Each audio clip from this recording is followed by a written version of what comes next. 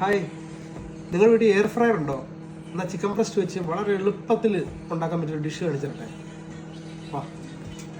So നമ്മളിന്ന് ഉണ്ടാക്കാൻ പോകുന്നത് ലെമൺ ഗാർലിക് ചിക്കനാണ്. അതിനുവേണ്ടി നമുക്ക് 2 ചിക്കൻ ബ്രസ്റ്റ് അത് നല്ലതായിട്ട് വേണ്ട ഇങ്ങനെ ഒന്ന് കട്ട് ചെയ്ത് കൊടുക്കുക.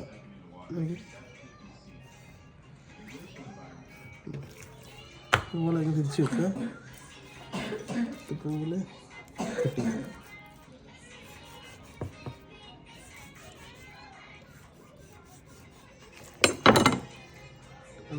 ചിക്കൻ നമുക്ക് മാരിനേറ്റ് ചെയ്യാവേ. അതിനുവേണ്ടി ഒരു 2 ലെമൺ ജ്യൂസ്, 1 2 ഇപ്പോൾ നമുക്ക് ഒരു ചിക്കൻ ഉള്ളതുകൊണ്ട് 2 നാരങ്ങയുടെ നീരാണ് വേണ്ടത്.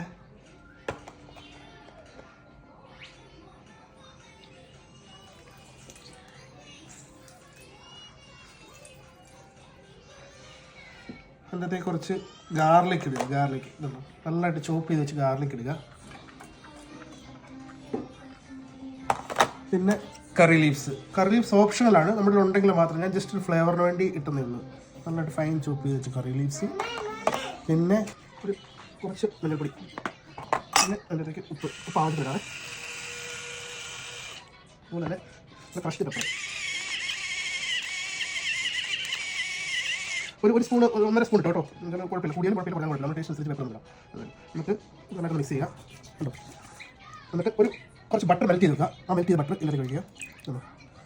നന്നായിട്ടൊന്ന് ഇങ്ങനെ കിട്ടും.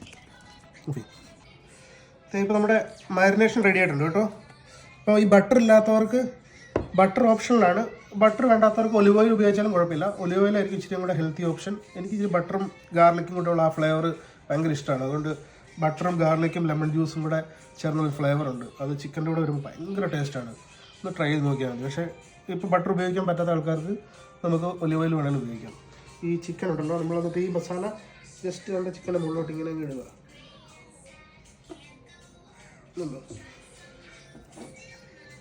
ഇതിൻ്റെ നമ്മൾ ആ കട്ട് ചെയ്ത് വെച്ചേക്കുന്നില്ലേ, അതിൻ്റെ ഇടയ്ക്കൊക്കെ പോകുന്ന രീതിയിൽ നല്ലതായിട്ട് ഇടുക. എന്നിട്ട് പുറകിൽ എല്ലാം നല്ലതായിട്ട് ഇടുക.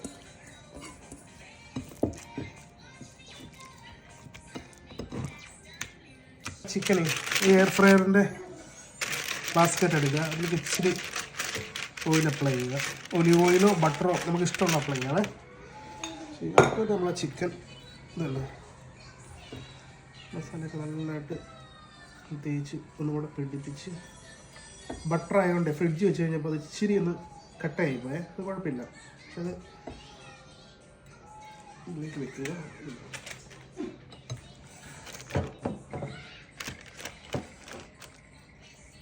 ഈ ബാക്കി വരുന്ന ഈ മസാല എൻ്റെ മുകളിലോട്ട് ഇങ്ങനെ ഇട്ട് കൊടുക്കുക. ഇപ്പോൾ നമ്മളിപ്പോൾ തുടങ്ങിയിട്ട് ഇപ്പോൾ 10 മിനിറ്റ് ആകാൻ പോകുന്നേ ഉള്ളൂ. എത്ര സാധനം നമ്മൾ ഉണ്ടാക്കിയിട്ട് വെറും 10 മിനിറ്റ് കൊണ്ടാണ് ഈ സാധനം നമ്മൾ ഉണ്ടാക്കിയത്. ഒരു 180 ഡിഗ്രി ഒരു 10 മിനിറ്റ് വെക്കുക. ഓക്കെ, അതെ, നമ്മുടെ ചിക്കൻ റെഡി ആയിട്ടുണ്ട്. അത് സൂപ്പർ അല്ലേ? അപ്പോൾ നമ്മുടെ ചിക്കൻ റെഡി ആയിട്ടുണ്ട്. അപ്പോൾ നമുക്ക് കുറച്ച് മധുരക്കിഴങ്ങ് ഉണ്ടായിരുന്നേ. ഇതുണ്ടോ, നല്ല സൂപ്പർ മധുരക്കിഴങ്ങ്. നമ്മളതൊന്ന് പ്ലേറ്റ് ചെയ്യാം. നമുക്ക് ആ മധുരക്കിഴങ്ങ് ഒന്ന് ജസ്റ്റ് ക്രഷ് ചെയ്യുക. ക്രഷ് ചെയ്തിട്ട് ഇച്ചിരി ഉപ്പിടാവേ. മാത്രം മതി, വേറെ ഒന്നും വേണ്ട. ജസ്റ്റ് ഉപ്പിടുക, ക്രഷ് ചെയ്യുക. നമുക്ക് പ്ലേറ്റിലേക്ക് വെക്കുക.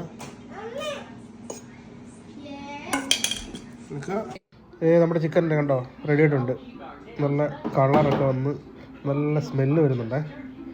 ഒരു ഗാർലിക്കിൻ്റെയും ലെമണിൻ്റെയും ബട്ടറും കൂടെ കൂടി ഒരു നല്ല അടിപൊളി സ്മെല്ല് വരുന്നുണ്ട്. നല്ല അരോമയാണ്.